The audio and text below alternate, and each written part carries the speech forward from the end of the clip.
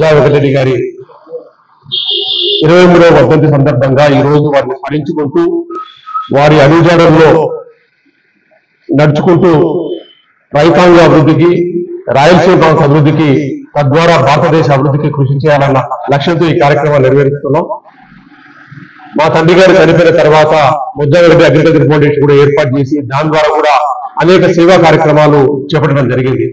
గ్రామీణ విద్య గురించి, అదేవిధంగా గ్రామీణ భారతంలో వ్యవసాయ రంగానికి సంబంధించిన సాంకేతిక నిపుణత గురించి, లేదా వారికి రైతులకు కావాల్సిన అడ్వైజరీ ఈ విషయాల్లో కూడా, అంటే ప్రభుత్వం నుండి కావాల్సిన అవసరాల గురించి కూడా ఎప్పటికప్పుడు ప్రభుత్వానికి తెలియజేసే కార్యక్రమాలు కూడా మేము చేపడుతున్నాం. మేము బొజ్జా వెంకటరెడ్డి అగ్రికల్చర్ ఫౌండేషన్ తరఫున ఈ కార్యక్రమాలు చేస్తూనే ఈ కార్యక్రమాలను అదే దృష్టితో నెరవేరుస్తున్న అనేక సంఘాలతో కూడా, ఆంధ్రప్రదేశ్ రైతు సంఘాల సమాఖ్యత కానీ, లేదా అఖిల భారత రైతు సంఘాల సమాఖ్యత కానీ, లేదా రాయలసీమ సాగుబడి సాధన సమితితో కానీ, ఇవన్నీ కూడా ప్రభుత్వ వ్యతిరేక చర్యలు కాదు. ప్రజల యొక్క ఆశయాల కోసం, వాళ్ళ అభివృద్ధి కోసం, లేదా గ్రామీణ భారత అభివృద్ధి కోసం జరిగే కార్యక్రమాలు మేము నిరంతరం చేసుకుంటూ పోతున్నాం. ఇవన్నీ కూడా ప్రభుత్వానికి సూచన చేస్తూ, ప్రభుత్వం తప్పుదారి పడుతున్నప్పుడు కూడా దాన్ని మీరు తప్పుదారి పడుతున్నారని చెప్పే కార్యక్రమాన్ని కూడా మేము చేసుకుంటూ వచ్చాం.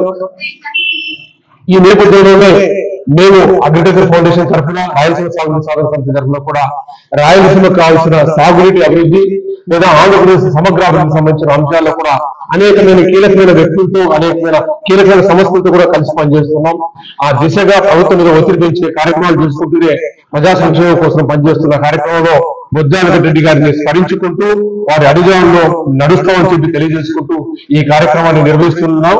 దీనికి సహకరిస్తున్న పెద్దలందరికీ కూడా నా హృదయపూర్వక నమస్కారాలు తెలియజేస్తున్నా. Thank you very much.